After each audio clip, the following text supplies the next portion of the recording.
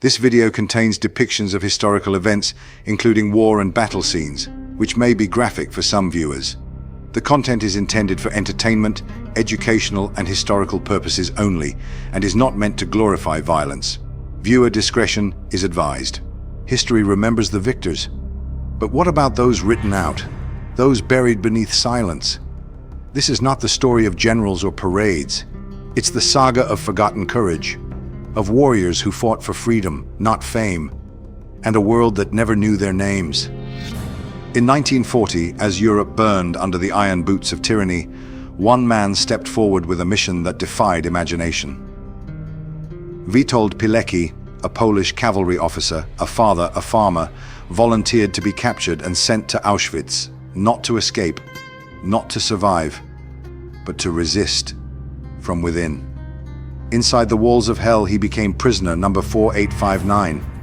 He formed secret networks, recorded every atrocity, smuggled out notes hidden in laundry and scraps of bread, revealing the gas chambers, the mass executions, the systematic starvation.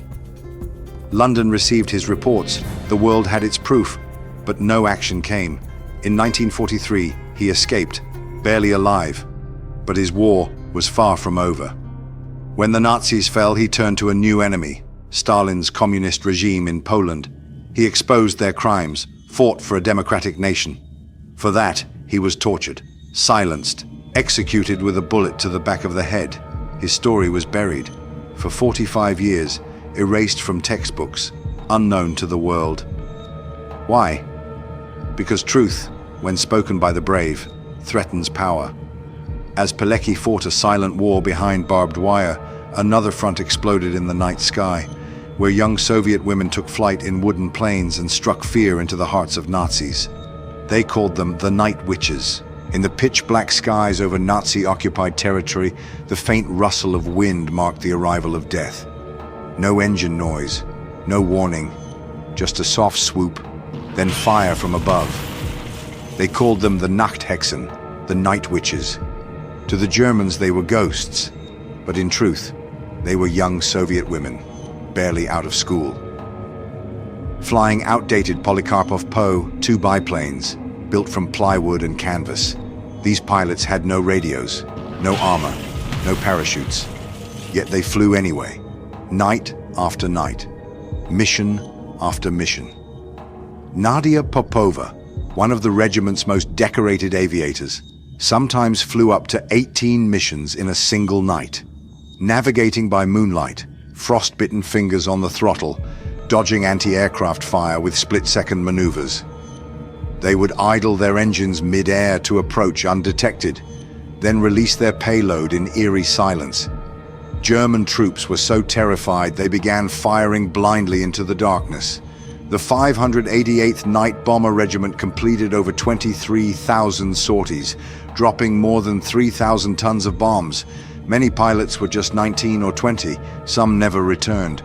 And yet, when the war ended, their heroism was forgotten. Dismissed as girl pilots, denied full military recognition for decades. Their crime? Proving that courage doesn't come with a uniform or a Y chromosome.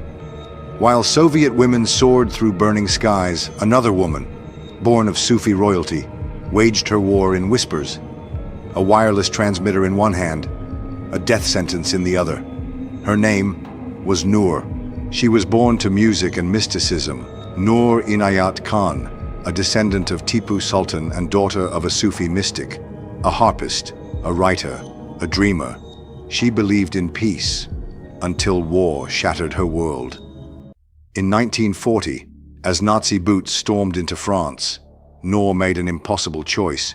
She joined Churchill's Special Operations Executive, a spy network known only to a few, her codename Madeleine. She trained in sabotage, Morse code, and silent resistance. But Noor never picked up a gun. Her weapon was truth. Her battleground, Nazi-occupied Paris. Dropped by moonlight into a crumbling resistance cell, she became the last link between Paris and London. Constantly hunted, always moving. With a transmitter hidden in a suitcase, she sent vital intelligence back home, even as Gestapo cars circled nearby. Betrayed by a double agent, Noor was captured. shackled in solitary confinement for 10 months, tortured, beaten, interrogated. She never spoke a word. In September 1944, she was taken to Dachau concentration camp, stripped, shot, silenced. Her final word, shouted into the dark, was "Liberté," freedom. But Noor's story was buried. Too quiet, they said, too foreign, too female. But silence is a weapon too, and Noor's silence still echoes louder than fear. While Noor whispered resistance in the heart of occupied Paris, halfway across the world, Indian soldiers were fighting through monsoon mud and fire in the jungles of Burma, unseen, unsung, but unyielding. The monsoon rains in Burma never stopped. The ground, soft with water and blood, swallowed the footsteps of those who dared walk it. The Chindits, an elite force of Indian soldiers, fought not just the enemy, but nature itself. Subedar Netrapal Singh led his men through enemy lines, armed with nothing but their hands, their courage, and the iron will to survive. They raided Japanese bases in the dead of night, their movements ghost-like, slipping through the dense jungles with no more than the soft rustle of leaves to betray their presence. In the face of leeches, malaria, and snipers hidden in the brush, they pressed on. With every step, they faced hunger. With every breath, they faced death. Havildar Parkash Singh, a man of unmatched grit, carried his comrades through flooded rivers, their bodies as much a burden as a brotherhood.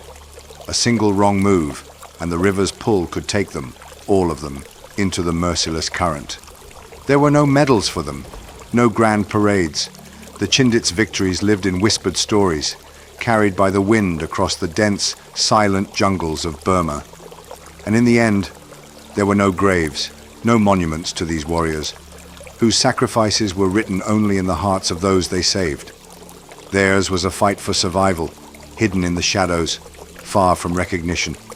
As the Chindits bled in the Burmese jungle across the seas, a 19-year-old soldier in India was preparing for a battle of his own, a battle that would make him a legend and a ghost in his own right. Imphal, 1944.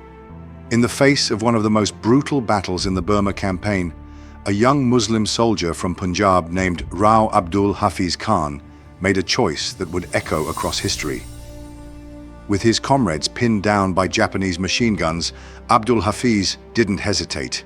He charged, his only weapon his fierce resolve, shouting into the hellfire, "We will die fighting." Wounded and bleeding, Hafiz fought on, destroying not one but 2 enemy bunkers single-handedly. His valor saved countless lives that day, and for his actions he was awarded the Victoria Cross, the highest honor for a soldier of the British Empire. But his victory came at a cost forgotten by history. Though the youngest Indian soldier ever to earn the Victoria Cross, his name faded into obscurity, erased, swept aside by empires that preferred to write their own version of history. Abdul Hafiz Khan fought with the courage of a lion, but his story was buried beneath the weight of a narrative that ignored his sacrifice. His bravery didn't need a crown. It needed recognition. It needed a place in the world's memory. Courage needs no crown. History may try to bury it, but it never truly fades. Abdul Hafiz Khan's bravery remains untold, but never forgotten. As Abdul Hafiz fell in the bloodied fields of Imphal, across the jungles of Burma, a Sikh warrior stood undaunted, defying death and defying the silence that would erase his legacy. The battlefield at Meiktila, Burma, 1945. A young Sikh soldier named Karamjit Singh Judge, only 21 years old, faced the brutal enemy head-on. Grenades in one hand, a Sten gun in the other, he stormed a Japanese bunker with unmatched courage. He was shot twice in the chest, once, then again. But Karamjit Singh Judge did not fall. He fought on, pushing through the pain, continuing to charge at the heart of the enemy until his final breath. For his extraordinary bravery, Karamjit Singh Judge was awarded the Victoria Cross. A young man, full of promise, had given everything for a world he would never fully be seen in. But his victory was fleeting. His name was erased from history, swept away in the wake of post-colonial revisionism. His crime, being a colonial soldier in a post-colonial world, a hero, but only in silence. In the textbooks of the world, Karamjit Singh Judge became invisible. The valor of a young Sikh warrior was buried beneath the shifting tides of history, a soldier who had fought for freedom, yet was denied his place in the story. And as Karamjit Singh Judge's name faded into history, across the jungles of Burma, another brotherhood, this time from Africa, fought a war the world refused to see, a war where their names, too, would be lost to time. In the flooded jungles of Burma, 1944, Corporal Musa Manga of Ghana carried his comrades through thick mud and treacherous terrain, each step a battle against exhaustion, the weight of his fellow soldiers on his back. The 81st and 82nd West African Divisions, thousands of soldiers from across Africa, fought without tanks, without recognition. Armed with nothing but raw courage, they held vital supply lines, facing an enemy as brutal as the elements that tore at their skin. They fought on day and night through rainstorms and gunfire. They were the backbone of the British forces in Burma, yet when the war ended, their names disappeared from history. There were no medals, no accolades, just the bitter silence of forgotten sacrifice. After the war, Musa Manga and his brothers returned to their colonies, not as heroes, but as ghosts. Denied the veterans' benefits they were promised, they were cast aside, their contributions dismissed. History would remember the victors, but it would forget the forgotten. The African soldiers who stood shoulder to shoulder with the Allies in their darkest hours, erased from the annals of victory, their sacrifices buried in the sands of time. These aren't just stories of the past.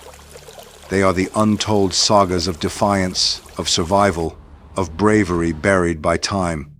These heroes fought not for medals or fame, but to ensure that future generations would know their truth. Their names were erased, their sacrifices forgotten. But together, we can change that. Share their names, demand their place in history, because if we don't, tyranny wins twice. Like, share, and subscribe, and join us next week as we unearth more heroes lost in time. Rewrite history with us. Stand with the brave, stand with the forgotten.